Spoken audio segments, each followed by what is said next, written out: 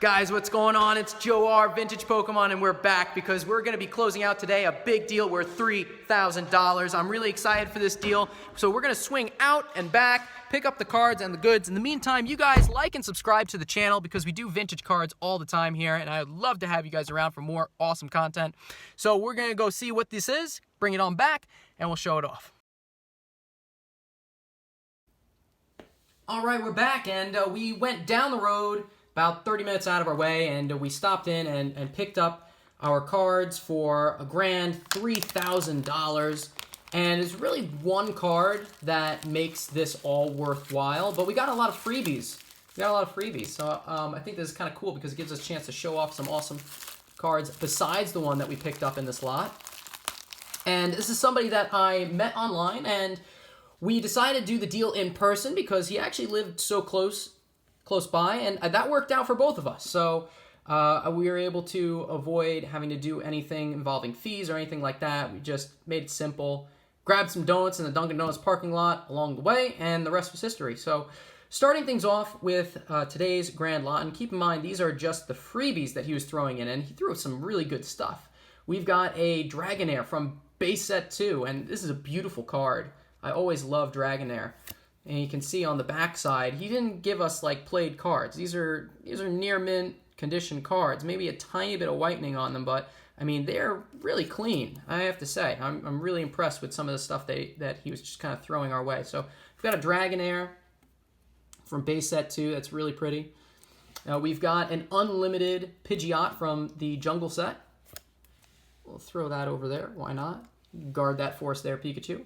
We have a promotional Mew, Black Star Promo number 8. Not as valuable as its holographic counterpart, but still really cool. We have a Typhlosion from the E-Series, non-holo card. And I don't know what this really goes for because it kind of goes beyond the vintage cards that I look into. But I mean, it's really neat that we've got that in there. This is kind of strange that was included. It's a German Charmeleon, Glutexo. Interesting choice, but doing 30 damage with Shizzler and Flame Flow Off. So that's pretty neat. I like the foreign language cards. I wish I had more of them, honestly. This is neat because we got a holographic Clefable from Gym Heroes, and that's a really nice condition card. Again, he didn't really mind giving this one to us, and I think that's pretty cool because that actually has some pretty good value to it. Holographic Clefable from Gym Heroes, really nice. We have a Dark Weezing, and it is holographic, and I'm going to put Clefable in the back over here. Come on, you can sit back over there, Clefable. That's a really neat card for us to have. We've got a Dark Weezing from the Team Rocket set, and it is holographic, and Dark Weezing is notorious for being hard to tell that he's holographic. You can kind of see it there. It shimmers a little bit. That's a holographic card again, so that's really cool. We'll put him over here, because why not? There we go. Very nice. We have Unlimited Espeon from Neo Discovery. And we've got 2 fossil cards. We have a Lapras First Edition and a Muck First Edition. Both non-holo cards, but that's really neat that we got those also. And to finish us off with these freebies that we picked up, we have a holographic Japanese Alakazam from base set, which is really cool. We can take a look at the condition of this one because this one's pretty neat. I mean, Alakazam is pretty fire. If you take a look at the front side, it looks gorgeous. I mean, it's not much in the way of scratches that I can see on the front. On the back, taking a look at it, it has a ding right here at the top, a little bit of edge whitening there. So otherwise, a really clean card. Let me see, actually. There's a little bit of a dent there. You see that? There's a tiny little dent there. That would really keep this from being a gradable card, but it's still really nice. I mean, I'm happy to have it included. That's a really nice freebie still. I'll put them right there. Psychic types got to stick together, right, Mewtwo? So now, the big thing that was part of this, the real card that was worth the $3,000 that we went to go pick up today is this big one right here, the Reverse Holo Legendary Collection Charizard, and we have this graded as a near mint to mint condition 8. And you can see it's got a really recent cert number too. And This card really has skyrocketed in value. I mean, last spring it was going for $700. I was offered it for $700 as a PSA 9, and I turned it down thinking that, you know, I can find better elsewhere. And I did not think the prices were going to start skyrocketing so quickly. I really didn't. As a matter of fact, I fell for my own trap. I'm always of the belief that you should buy the more expensive cards that you're hunting for first, so you can avoid huge price raises later on.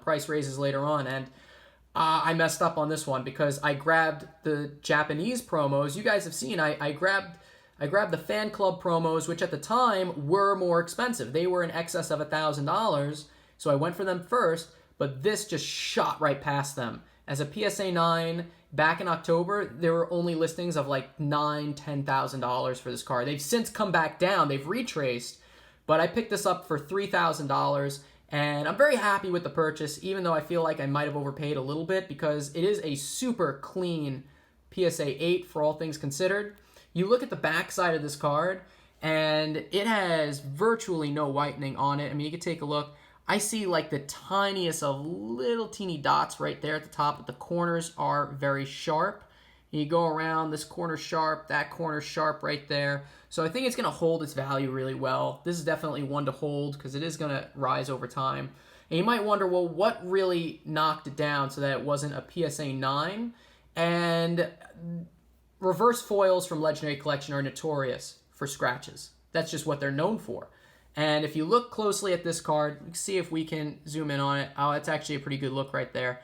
You can see, only when tilted at the right angle and the right light, but there are some scratches on the front here that go right across Fire Spin. You can see them.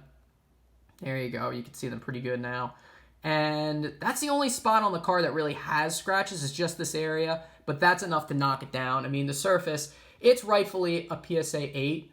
It's what I would consider a very strong PSA 8, just based on the fact that you wouldn't be able to see those scratches unless in the right light, and the back is super strong and clean, but it is a PSA 8, and now that the 9s have retraced a little bit, is a 9 in the future for me?